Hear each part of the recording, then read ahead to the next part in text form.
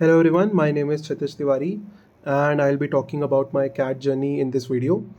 I've scored 99.74 percentile in CAT this year, and in VRC I got 97.93, 98.78 in DLR and 99.53 in QA. I'll be joining IIM Bangalore this year. I have calls from Bangalore, I'm Calcutta, I'm Lucknow, and currently I'm waitlisted in FMS, which I think will be an easy convert given the waitlist movement we have in the previous years. So a little bit about myself. I'm a working professional with close to 5 years of work experience in the IIoT, Industrial Internet of Things space, and the data analytics space. Currently, I'm working at EY GDS Consulting as a data scientist. So when I decided to prepare for CAT, I started looking for resources online, and then I came across the Rodha channel on YouTube, run by Ravi Prakash sir.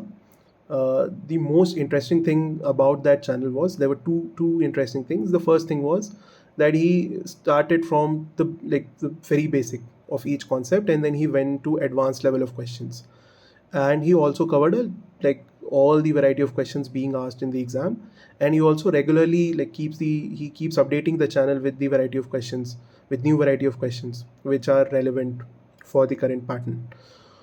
So so I went through the channel, I went through all the videos playlists, and then I decided I want to study more from Ravi sir, and subsequently I joined an academy, and I took an academy subscription, and then I started going through the live classes or the recordings of Ravi sir videos of Ravi sir of DLR and QA. So starting with my CAT strategy, so I'll start with the VARC section. So for VARC, the first bit of advice will be that you start reading from different sources. It could be books, it could be blogs, it could be newspapers, it could be websites such as Aon, Psych, or other websites as well. And you could also read, I mean, if you're interested, you can read journals and research papers as well. So that's the first bit. Second bit is that, let's say if you're a working professional, and if you do not find enough time for reading, uh, and uh, and if you're not able to spend time, or you're not, let's say, an avid reader, then you can start practicing early. You can start practicing the RCs and the VA part of VRC, and by doing that, what will happen is that you can start understanding the variety of questions being asked, the variety of RCs, reading comprehension being asked in the paper, and also determine what is the variety of questions which are asked in those passages, because usually the variety of questions asked is similar for each year. There could be some changes here and there, but most of the times the variety of, or the number of questions, sorry, not the number, the variety of questions being asked is similar. So when you, let's say, when you'll practice a lot, then whenever you will look at a question, you will instantly understand that, okay, this is what the question wants to ask, and this is how I'll have to answer it. Either if it's a specific question, a generic question, a title question, whatever it is, you will instantly recognize it, and through practice you will be able to reduce your time for solving the questions. So if you're not an avid reader, you can start practicing early. One more thing, this is a strategy which I followed. This is something which you can check out. I mean, you can test it out in your mocks. Do not do not follow it right away. Test it out for yourself and then see whether it will work out or not. So the strategy is solve all VRC questions in the paper. So my goal always used to be that I'll solve all the questions, or almost all the questions, and even if, let's say, I'm not confident for a particular question, I'll go with the answer I'm most comfortable with. And then this is something which Ravi sir recommended as well. So you can test it out for yourself and see if it works out for you. If the return is not good, then you can go ahead with any other strategy for VARC. So yeah, that's the bit for VARC. Second, we come to DILR. So for DILR, first thing I did was I went through all the videos of Ravi sir. He covers a lot of sets in his videos, so try to cover them. You can find all the varieties on Rodha channel as well. So try to cover all the concepts or variety of questions or variety of sets in DILR. Second bit is start practicing those questions. One thing is, do not let's say do not try to spend too much time on one variety of question. Let's say you may end up solving 100 or 200 sets on, let's say, arrangement itself. So that is not fruitful for cat. I mean, you will feel that you're doing good and you're working hard, but if you're solving a lot of questions from one variety, then it does not matter. You do not know what will come finally in the exam. So be aware of that. Then second thing is that from an exam perspective, what you should do is, first, or in mocks, first try to pick the easiest set. uh, I mean, if you, let's say, so there are two things. So you might find a familiar question and then you might have an easy question. So a familiar variety with, let's say, medium or hard level of difficulty, and then an easier question with, let's say, unfamiliar variety. So here the benefit of covering all the variety of questions will come. So if you find a very easy question, do it that first, because that will also save your time for the subsequent sets. And second thing is, it will give you a confidence booster, because you'll already be done with one set in your exam. So do that, and then second or third set, subsequent set, could be any variety you're familiar with. While practicing mocks, you must have discovered that this is something which I really like, I can solve easily, then go for those variety. But the easiest question is something which you should figure out right away. Yeah, that's it for DILR. For QA, similar piece of advice. For cover all the videos of Ravi Prakash sir on Rodha or on an academy.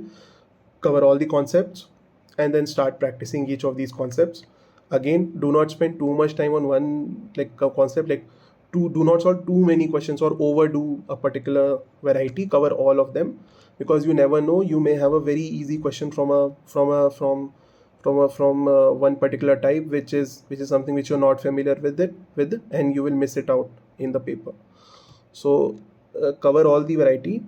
I would say give special emphasis on arithmetic. It might seem that the arithmetic questions are easy, but what happens is, sometime in the paper you might get stuck on let's say a particular arithmetic question. This is something which happened with me few times, and I would say be aware of that particular situation where you might end up spending too much time on an arithmetic question. So in that case, you may end up before even solving the question, if you can understand, okay, this might take more time, you can skip the question, even though your inner self might say that, okay, it's an arithmetic question, let's do it, it won't be that hard. It might take more time, so be aware of that. uh, yeah, not last, the other bit of advice will be that for DILR and QA, try to solve whatever you solve, do it correctly. From the, when you're starting with the preparation, even if you do less number of questions, it's okay, but it should be correct. And then from there, gradually the number of correct questions should increase. This is something which I did, and this is very, very relevant for the current pattern we have in the 2-hour pattern, because you do not have room for making mistakes. It's difficult in the first place to solve a question, and if you answer it incorrectly, then that is something which will be uncomfortable, or which will be negative for your overall outcome. So this is the piece of advice for DILR and QA. For the D-Day, I would say when it comes when you'll go for the actual CAT exam, then right throughout the year, try to be mentally prepared for the exam, because even though you might spend up you do a lot of hard work for the paper, on the day of CAT, it might not work out, and the reason could be anxiety, stress, it could be anything, even though you're prepared for the exam.